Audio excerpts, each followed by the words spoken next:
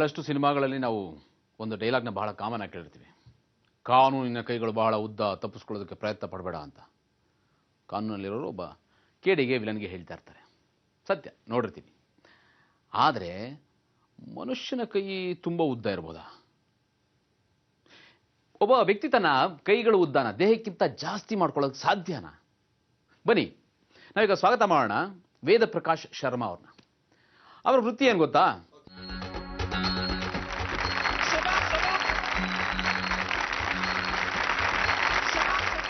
Police, doctors, lawyers ಇವನ್ನೆಲ್ಲ ತಯಾರು ಮಾಡೋದು.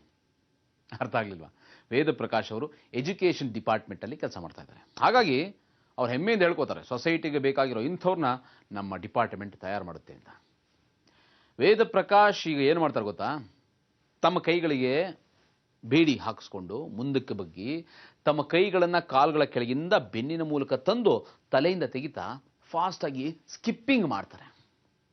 ಆಗಸ್ಟ್ 15, 2003 ಒಂದು ನಿಮಿಷದಲ್ಲಿ 27 ಸರ್ತಿ ಈ ರೀತಿ ಸ್ಕಿಪ್ಪಿಂಗ್ ಮಾಡಿ ಗಿನ್ನಿಸ್ ರೆಕಾರ್ಡ್ ಕೂಡ ಮಾಡಿದ್ದಾರೆ.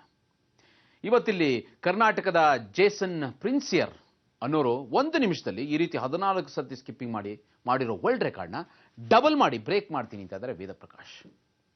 ಇಲ್ಲಿಗೆ ಅವರ ಪತ್ನಿ, ಮಗಳು ಕೂಡ ಬಂದಿದ್ದಾರೆ. ಬನ್ನಿ ನೋಡೋಣ ಈ ರೋಮಾಂಚಕಾರಿ ಸಾಹಸನ. ಇದು ಒಂದು ರೀತಿ ಹೊಸ ರೆಕಾರ್ಡ್. ಮೊದಲ ಬಾರಿಗೆ ಮಗಳು ಅಪ್ಪನಿಗೆ ಬೇಡಿ ಹಾಕ್ತಾ ಇರೋದು.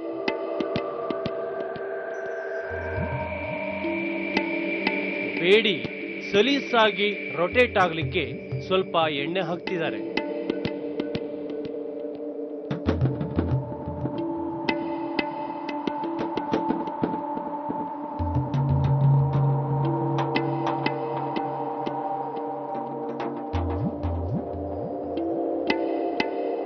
Three, 4, 5, 6, 7,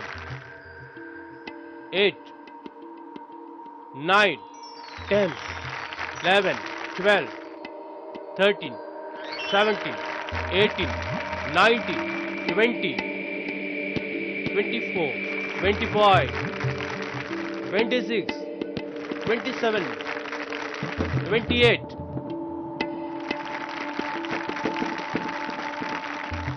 ಈಗ ವೇದ ಪ್ರಕಾಶ್ ಅವರ ವಯಸ್ಸು 49. ಈ ವಯಸ್ಸಿನಲ್ಲಿ ಈ ರೀತಿಯ ಸಾಹಸ ಮಾಡೋದು ಬಹಳ ಕಷ್ಟ. ಶಬಾಷ್ ವೇದ ಪ್ರಕಾಶ್, ಶಬಾಷ್ ಇಂಡಿಯಾ.